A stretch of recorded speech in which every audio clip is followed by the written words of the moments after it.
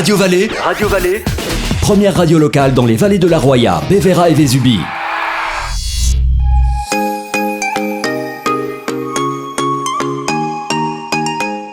Je remercie bien entendu tous les élus qui sont ici.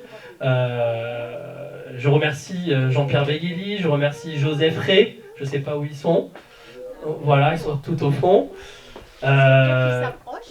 Voilà, s'ils veulent tous venir, venez. Je remercie bien entendu aussi toutes les personnes. Merci à Médée d'être là, Nice Matin, qui va nous faire un bel article, j'en suis convaincu. Donc merci beaucoup de faire l'amitié d'être là. Et puis bien entendu, merci à toute ma famille qui m'a aidé pour cette inauguration, parce que c'est vrai que je ne vous cache pas, on a mis 1 mois chrono pour faire les travaux, les faux plafonds, les peintures, le sol. On ne se rend pas compte, mais c'est du travail. Comme vous le savez, Radio Vallée, c'est une radio associative qui n'a pas beaucoup de moyens. Et donc, tout simplement, on le fait avec beaucoup de cœur. Donc aujourd'hui, je suis heureux de vous présenter donc, au nom de l'équipe de Radio Vallée et aussi du Vallée Mag, ces nouveaux locaux que nous inaugurons aujourd'hui, ce jour, avec fierté. Nous remercions tous les habitants de notre vallée d'être de fidèles auditeurs depuis plus de 10 ans déjà, car c'est une aventure qui a exactement 11 ans cette année. Et je peux vous dire, et je pense que Georges est bien placé, toi qui a combattu à l'époque auprès de Gilbert Marie pour créer cette radio. Ça n'a pas été simple, car créer une radio comme ça, il faut avoir des fréquences. Et je peux vous dire qu'avoir des fréquences, c'est pas simple.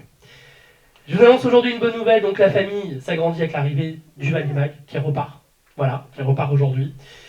Le numéro 1 donc, de ce magazine trimestriel apparu donc, ce mercredi 4 décembre pour le bien-être et aussi pour vous tenir informé des manifestations ou autres au sein de notre vallée. J'ai plaisir à vous dire qu'il est gratuit et spécialement consacré à la vallée et à ses habitants. De plus, Radio Vallée donc, bénéficiera dès l'année prochaine d'une nouvelle fréquence. Et ça, c'est une très bonne nouvelle pour la vallée. C'est vraiment pour la vallée. Car en effet, le projet a été validé cette année par le CSA, donc, qui est le Conseil supérieur audiovisuel, qui est le gendarme des fréquences. Et notre radio a été sélectionnée pour une couverture élargie de diffusion allant de Cannes jusqu'à Menton. Donc aujourd'hui, nous allons augmenter dès l'année prochaine 1 million d'auditeurs potentiels supplémentaires l'année prochaine. C'est-à-dire que l'année prochaine, les personnes qui habitent en ville, les habitants, on dira aujourd'hui, on est indépendant, parce que Radio Vallée est indépendant, il ne faut pas l'oublier,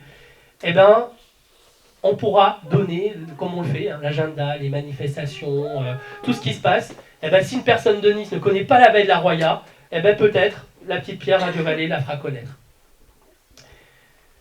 La communication entre le littoral et la vallée se trouve ainsi facilitée, ce qui augure une belle ouverture donc, de tourisme vers la Roya, Bévéra et Vésubie. Voilà une opportunité à saisir pour nous tous et pour informer le public des manifestations culturelles, sportives, ludiques et des présentations des produits locaux authentiques comme l'artisanat, musée, découverte du patrimoine et autres projets. Notre presse locale se veut acteur engagé dans la vie de cette région. C'est très important. Comme vous le savez, les élections municipales approchent et tous les candidats sont là et je les remercie. Vraiment, je les remercie.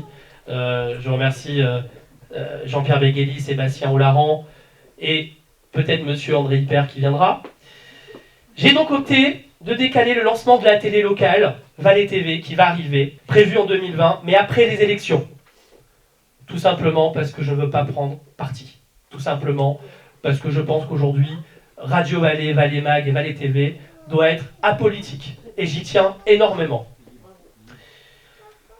Donc Vallée TV sera dans le même esprit que Radio Vallée et Vallée Mag, mais avec des nouveautés en adéquation, bien entendu, avec l'image numérique. Nous deviendrons le premier pôle audiovisuel, radio, magazine et télé dans la baie de la Roya. Que faire de plus ? Maintenant, je m'adresse à vous, messieurs les élus ou les futurs élus. Je vous invite à promouvoir ensemble la vie de notre vallée, à la partager, à diffuser son savoir-faire, son excellence au-delà de ses magnifiques paysages. Vraiment. Moi, je vais être très clair et sans langue de bois. De toute façon, vous le savez, je suis sans langue de bois. On m'aime pas, peu importe. La seule chose que je peux vous dire, c'est que Radio Vallée, Vallée Mag et Vallée TV a besoin de votre aide. N'oubliez pas, c'est un statut associatif. Je ne gagne rien et j'en dépense, je peux vous le dire, plus de mon argent en gagner. Et je veux de l'acte, des actes. Aujourd'hui, je veux plus du blabla, je vous le dis clairement. Je pense que vous le savez tous, ce que je fais à côté.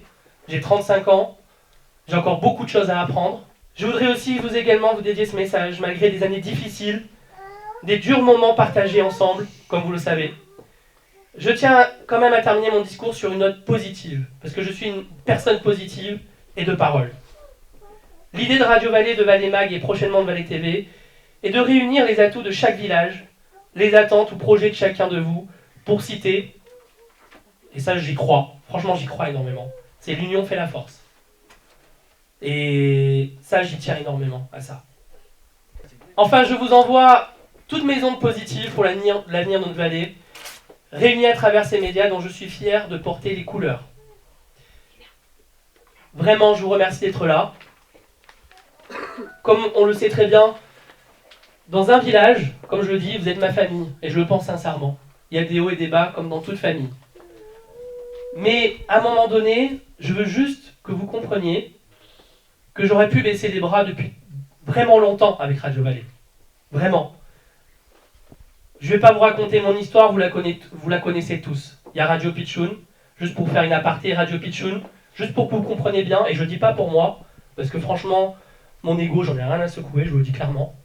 Moi, ce que je veux surtout, c'est que vous compreniez la chance qu'on va avoir dans la Vallée de la Roya. Radio Pitchoun, c'est une radio nationale. Aujourd'hui, Télé Pitchoun, je pense que vous avez dû le voir sur mon Facebook, nous avons dépassé le million de téléspectateurs. Millions de téléspectateurs. Et on va avoir la chance d'avoir toute cette industrie, de la création d'emplois, et ça, c'est très important. Et je peux vous dire, on aura l'honneur d'avoir aussi de grands hommes et de grandes femmes qui vont venir ici. Et donc, je l'espère, en venant ici, ils vont découvrir la Vallée de la Roya.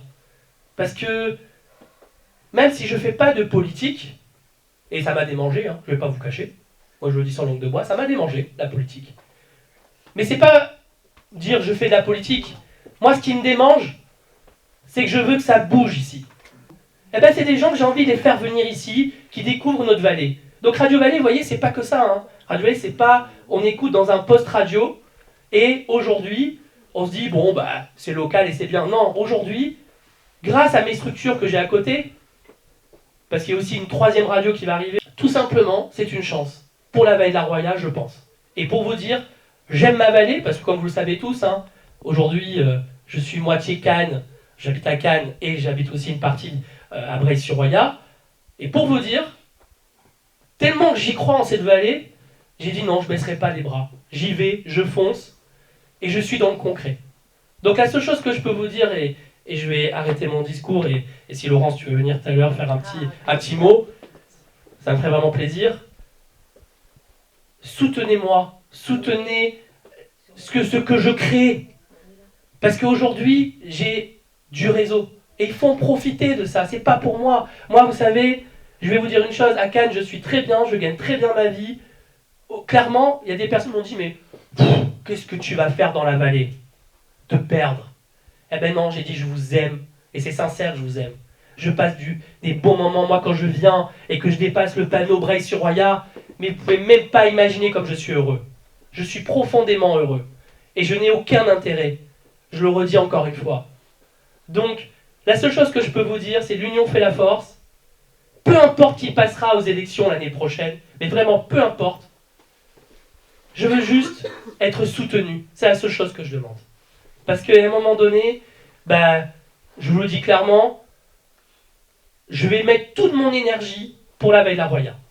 Mais si je ne sens pas de soutien, je vous dis franchement, je vais baisser les bras, et dans 1 an ou 2 ans, j'irai, tant pis, j'arrête, et tant pis. Donc voilà, je vous parle avec mon cœur aujourd'hui, comme je l'ai toujours fait. Mais c'est très important ce que je vous dis aujourd'hui. Et je vois bien aujourd'hui les gens qui sont ici aujourd'hui. Voilà, j'ai compris. Voilà Laurence. Merci à tous. Et merci de l'amour que vous portez à Radio Vallée. Ce que je peux dire par rapport à votre installation à Breil, je m'en félicite. Parce que finalement, tout votre staff, c'est comme ça qu'on dit, oui, dans le langage radio, hein, tout votre staff est regroupé sur Breil, ça fait apporter donc forcément un élément supplémentaire à l'animation du village. Hein, d'autant que vous êtes dans le centre-bourg, qui est la partie, je dirais, la plus sensible à ce niveau-là. Bon, ce n'est pas une spécificité de Breil, hein. Il y a beaucoup de centres-bourgs ont ces problématiques-là, et il faut qu'elles soient revitalisées. La revitalisation, elle passe pas que par le commerce traditionnel, elle passe par d'autres formes de commerce. Vous en êtes une forme, même si c'est une forme, je dirais, de caractère culturel, hein. Mais bon, ça n'est une. Et le fait de s'installer dans le centre-bourg, dans ce bâtiment qui, pour les Breillois, a une grande symbolique parce que c'était l'ancien hôpital. Ensuite, il y a eu le notaire, il y a eu l'huissier, puis maintenant, voilà, on change de registre. On n'est plus dans le droit, mais dans l'animation. Il y a la radio, bon, ben, c'est très bien. Et ça participera très certainement à une forme de revitalisation. Ça ne suffira pas, mais on ne va pas vous en faire le reproche parce que vous faites que votre part de travail. Tout à l'heure, j'ai discuté avec une personne qui voulait s'installer à Breil dans un commerce un petit peu original aussi. Je dis, ben, il n'y a pas de problème, hein. Au contraire, on encourage ce genre d'installation. Voilà, alors, je n'en dirai pas plus, je ne vais pas parler du train, hein. Je pourrais en parler. Je pourrais parler de la route par contre, hein, pour ce que vous ne le savez peut-être pas, c'était dans un article aujourd'hui, il y a une demande des Italiens, en particulier de la province de Cuneo, de suspendre les dérogations pour les poids lourds de plus de 19 tonnes. La demande a été adressée pour l'instant qu'au département. Je ne sais pas ce que fera le département, il est souverain dans la chose. J'ose espérer qu'il ne cédera pas à cette pression. Maintenant, je peux comprendre les problématiques de transport de nos amis italiens, mais je crois savoir que du côté italien, même s'il y a des problématiques sur l'autoroute, encore qu'il reste encore 2 voies, hein, il n'y a qu'une partie de l'autoroute qui s'est affaissée, pas la totalité, donc ils peuvent très bien mettre un alternat. Ils ont aussi 2 autres routes qui leur permettent de transiter leurs marchandises, en particulier le ciment, pour qu'ils puissent le distribuer en Ligurie ou en Provence-Alpes-Côte d'Azur. Donc nous, en tous les cas, la position des maires, pour l'instant, et pour plus tard, je pense qu'elle est unanime, nous, on ne donnera pas de dérogation. On a déjà été sollicité par un cabinet d'avocats des transporteurs italiens, et les 5 maires ont dit non. Voilà. On dit non parce qu'on sait très bien que si on cède, et si on fait même un aménagement de ce type d'arrêté, on sait qu'au bout du bout, on risque d'être partant dans la mesure où l'affaire n'est pas encore réglée judiciairement. Hein, vous savez qu'on a eu un référé et jusqu'au Conseil d'État, il y a eu gain de cause. Sauf que maintenant, on est sur le fond de l'affaire qui doit être prochainement jugé. Et si, à supposer que l'on exonère pendant une durée déterminée les transporteurs, le juge il pourrait dire finalement, vous les laissez passer. Donc finalement, il n'y a pas de raison que l'arrêté soit pérennisé, alors que nous, on veut que cet arrêté soit pérennisé dans le temps. Hein, parce que ça participe, je pense, à la qualité de vie de nos villages qui sont traversés, bien sûr, par la route. Ça participe aussi à l'aspect économique et touristique, hein, parce qu'une route qui est encombrée par des poids lourds, c'est jamais une route qui est très facilement empruntable et empruntée par des gens qui pourraient venir nous rendre visite. Quant au train, parce que ça a été évoqué, 2 mots au niveau du train. Donc là, il y avait une chaîne humaine pour manifester notre volonté que ces voies ferrées soient maintenues, alors que leur avenir est compromis. Hein, c'est ça la réalité. Au passage, il y avait 15 millions d'euros qui étaient programmés par l'État à la région. Ils ne sont pas utilisés, ils sont gelés.